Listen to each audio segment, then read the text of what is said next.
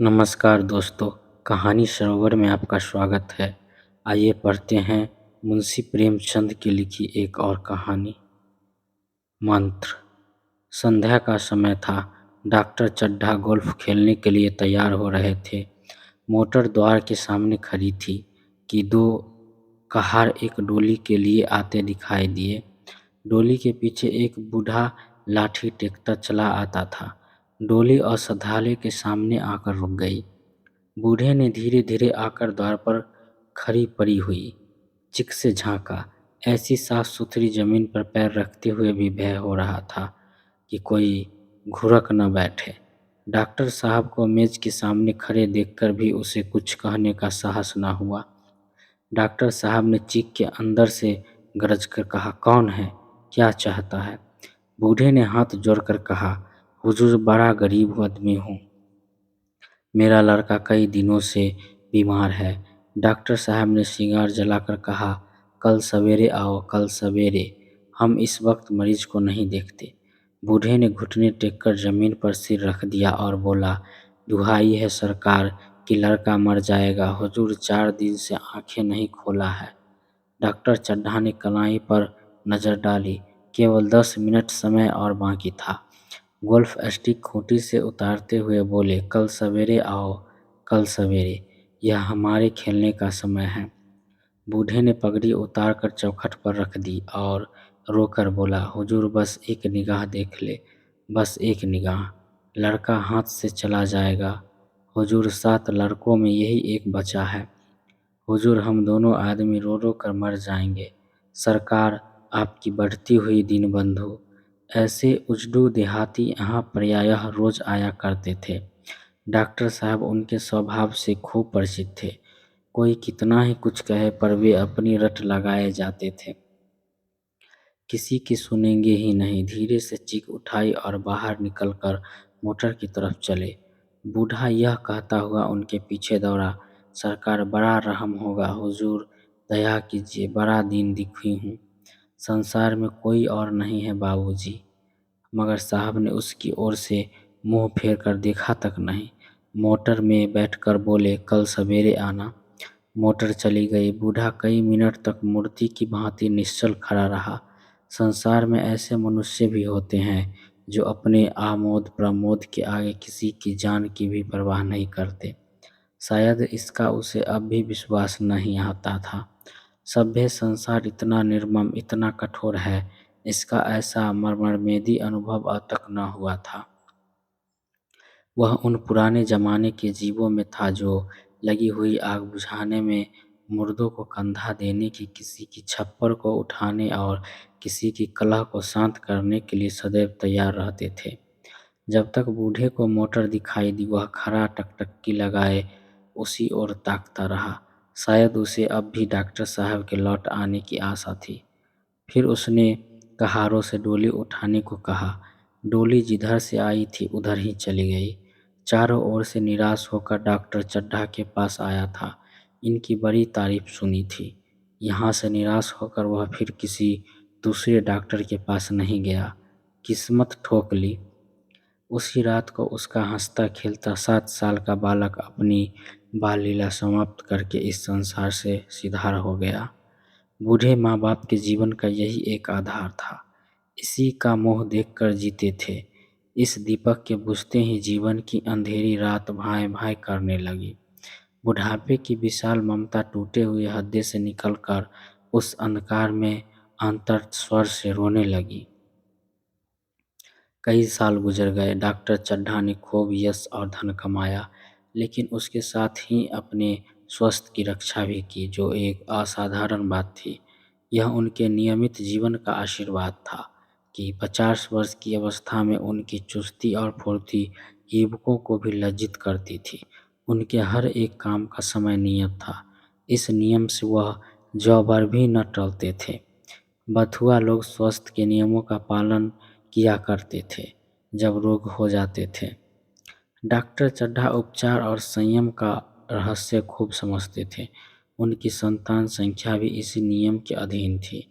उनके केवल 2 बच्चे हुए, एक लड़का और एक लड़की। तीसरी संतान न हुई, इसीलिए श्रीमती चड्ढा भी अभी जवान मालूम होती थी।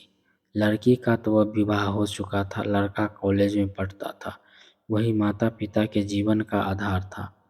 शील और विनय का पुतला, बड़ा ही रसिक, बड़ा ही उदार, विद्यालय का गौरव, युवक समाज की शोभा, मुखमंडल से तेज की छटा सी निकलती थी। आज भी अच्छा था, आज उसी की 20वीं सालगिरह थी। संध्या का समय था, हरी हरी घास पर कुर्सियां बिछी हुई थी। शहर के रईस और हुक्म एक तरफ, कॉलेज के छात्र दूसरी तरफ बैठे भोजन कर रहे थे। बिजली की प्रकाश से सारा मैदान जगमगा रहा था। आमोद प्रमोद का सामान जमान था। छोटा सा प्रहसन खेलने की तैयारी थी। प्रहसन स्वयं कैलाश नाथ ने लिखा था। वही मुख्य एक्टर भी था। इस समय वह एक रेशमी कमीज पहने नंगे पांव इधर से उधर मित्रों की आव भाव भगत में लगा हुआ था। कोई पुकारता, कैलाश जरा इधर आना, कोई उधर से बुलाता, कैलाश क्या इधर ही रहोगे। सभी उसे छोड़ देते थे, चुहले करते थे। बेचारे को जरा दम मारने का भी अवकाश न मिलता था। सहसा एक रनी उसके पास आकर कहा, क्यों कैलाश, तुम्हारे सांप है ना, जरा मुझे दिखा दो। कैलाश ने उसे हाथ मिलाकर कहा, मृणालिनी इस वक्त क्षमा करो, कल दिखा दूंगी। मृणालिनी ने आग्रह किया, जी नहीं, तुम्हें दिखाना पड़ेगा। मैं आज नहीं मानने की, तुम रोज कल कल करते रहते हो। मृणालिनी और कैलाश दोनों सहपाठी थे और एक दूसरे के प्रेम में पड़े हुए थे। कैलाश को सांपों के पालने, खेलने और नचाने का शौक था। तरह तरह के सांप पाल रखे थे। उनके स्वभाव और चरित्र की परीक्षा करता रहता था। थोड़े दिन हुए उसने विद्यालय में सांपों पर एक मार्क का व्याख्यान किया था। सांपों का नचाकर दिखाया था भी। प्रशिक्षण शास्त्र के बड़े बड़े पंडित भी वह व्याख्या सुनकर दंग रह गए थे। यह विद्या उसने एक बूढ़े सपेरे से सीखी थी। सांपों की जड़ी बूटियां जमा करने का उसे मरण था। इतना पता भर भी मिल जाए कि किसी व्यक्ति के पास कोई अच्छी बड़ी है, फिर उसे चैन न आता था, उसे लेकर ही छोड़ता था। यही व्यसन था कि इस पर हजारों रुपये फूंक चुका था। मृणालिनी कई बार आ चुकी थी, पर कभी सांपों को देखने के लिए इतनी उत्सुक न हुई थी। कह नहीं सकते, आज उसकी उत्सुकता सचमुच जाग गई थी। या वह कैलाश पर अपने अधिकार का प्रदर्शन करना चाहती थी, पर उसका आग्रह बेकमौक था। उस कठोरी में कितनी भीड़ लग जाएगी, भीड़ को देखकर सांप कितने चौंकेंगे और रात के समय उन्हें छेड़ा जाना कितना बुरा लगेगा। इन बातों का उसे जरा भी ध्यान न आया। कैलाश ने कहा ही नहीं, कल जरूर दिखा दूंगा। इस वक्त अच्छी तरह दिखा भी दो तो न सकूंगा, कमरे में तिल रखने की भी जगह न मिलेगी। एक महाशय ने छेड़ कर कहा, दिखा क्यों नहीं देते जी, जरा सी बात के लिए इतना टाल मटोल कर रहे हो। मिस गोविंद हरगिंस न मानना, देखिए कैसे नहीं दिखाते। दूसरे महाशय ने और रद्दा चढ़ाया, मिस गोविंद इतनी सीधी और भोली हैं, तभी आप इतना मिलान करते हैं। दूसरी सुंदरी होती तो इसी बात पर बिखर खड़ी हो जाती। तीसरे साहब ने मजाक उड़ाया, अजी बोलना छोड़ देती, भला कोई बात है। इस पर आपको दवा है कि नहीं, मृणालिनी के लिए जान हाजिर है। मृणालिनी ने देखा कि ये दोहदे उसे चंग पर चढ़ा रहे हैं, तो बोली, आप लोग मेरी वकालत न करें, मैं खुद अपनी वकालत कर लूँगी। मैं इस वक्त सांपों का तमाशा नहीं देखना चाहती, चलो छुट्टी हुई। इस पर मित्रों ने ठठ लगाया। एक साहब बोले, देखना तो आप सब कुछ चाहें, पर कोई दिखाए भी तो। कैलाश को मृणालिनी की छापी हुई सूरत देखकर मालूम हुआ कि इस वक्त उसका इनकार वास्तव में उसे बुरा लगा है। ज्यों ही प्रीति भोज समाप्त हुआ और गाना शुरू हुआ, उसने मृणालिनी और अन्य मित्रों को सांप के दरबे के सामने लेकर जाकर महुअर बजाना शुरू किया। फिर एक एक खाना खोलकर एक एक सांपों को निकालने लगा। वाह क्या कमाल था, ऐसा जान पड़ता था कि ये कीड़े उसकी एक एक बात, उसके मन का एक एक भाव समझते हैं।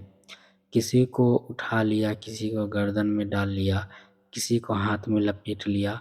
मृणालिनी बार बार मन करती कि उन्हें गर्दन में न डाले, दूर ही से दिखा दे, बस जरा नचा दो। कैलाश की गर्दन में सांपों को लपेटते देखकर उसकी जान निकल जाती थी।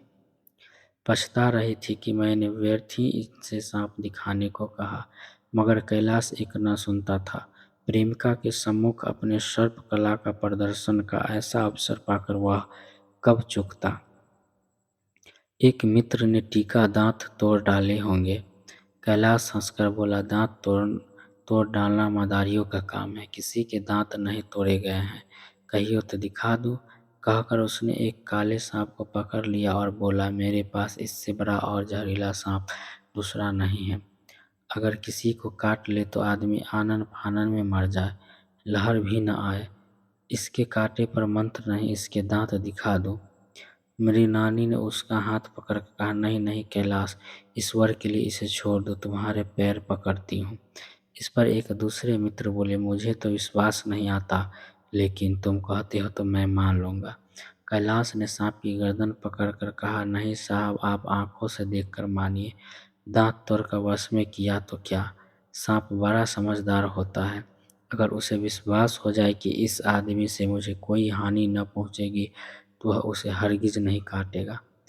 मृणालिनी ने जब देखा कि कैलाश पर इस वक्त भूत सवार है तो उसने यह तमाशा बंद करने के विचार से कहा, अच्छा भाई, अब यहाँ से चलो। देखा गाना शुरू हो गया, आज मैं भी कोई चीज़ सुनाऊंगी। यह कहते हुए उसने कैलाश का कंधा पकड़कर चलने का इशारा किया और कमरे से निकल गई। मगर कैलाश विरोधियों का शंका समाधान करने में ही दम लेना चाहता था। उसने सांप की गर्दन पकड़कर जोर से दबाई, इतनी जोर से दबाई कि उसका मुंह लाल हो गया, देह की सारी नसें तन गई। सांप ने अब तक उसके हाथों ऐसा व्यवहार न देखा था। उसकी समझ में न आता था कि यह मुझसे क्या चाहते हैं। उसे शायद भ्रम हुआ कि मुझे मार डालना चाहते हैं, अतएव वह आत्मरक्षा के लिए तैयार हो गया। कैलाश ने उसकी गर्दन खूब दबाकर मुंह खोल दिया और उसके जहरीले दांत दिखाते हुए बोला, जिन सज्जनों को शक हो आकर देख ले। यहाँ विश्वास आया, अब भी कुछ शक है। मित्रों ने आकर उसके दांत देखे और चकित हो गए। प्रत्यक्ष प्रमाण के सामने संदेह को स्थान कहा। मित्रों का शंका निवारण करने का कैलाश ने सांप की गर्दन ढीली कर दी और उसे जमीन पर रखना चाहा, पर वह काला गेहूँमन क्रोध से पागल हो रहा था। गर्दन नर्म पकड़ते ही उसने सिर उठाकर कैलाश की उंगली में जोर से काटा और वहां से भागा। कैलाश की उंगली से टप टप खून टपकने लगा। उसने जोर से उंगली दबा ली और अपने कमरे की तरफ दौड़ा। वहां मेज की दरवाज में एक जरी रखी हुई थी, जैसे पीसकर लगा देने से घात विष भी रफू हो जाता था। मित्रों में हलचल पड़ गई, बाहर महफिल में भी खबर हुई। डॉक्टर साहब घबरा कर दौड़े। फौरन उंगली की जड़ कसकर बांधी गई और जरी पीसने के लिए दी गई। डॉक्टर साहब जरी के कायल न थे, वे उंगली का डसा भाग नश्तर से काट देना चाहते थे, मगर कैलाश को जरी पर पूर्ण विश्वास था। मेरी नालिनी पियानो पर बैठी हुई थी, यह खबर सुनते ही दौड़ी और कैलाश की उंगली से टपकते हुए खून को रुमाल से पोंछने लगी।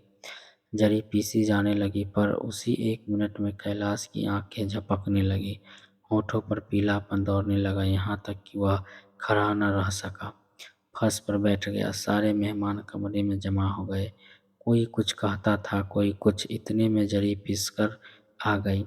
मृणालिनी ने उंगली पर लेप किया, 1 मिनट और बीता। कैलाश की आंखें बंद हो गई, वह लेट गया और हाथ से पंखा झेलने का इशारा किया। माँ ने दौड़कर उसका सिर गोद में रख लिया और बिजली का टेबल फैन लगा दिया।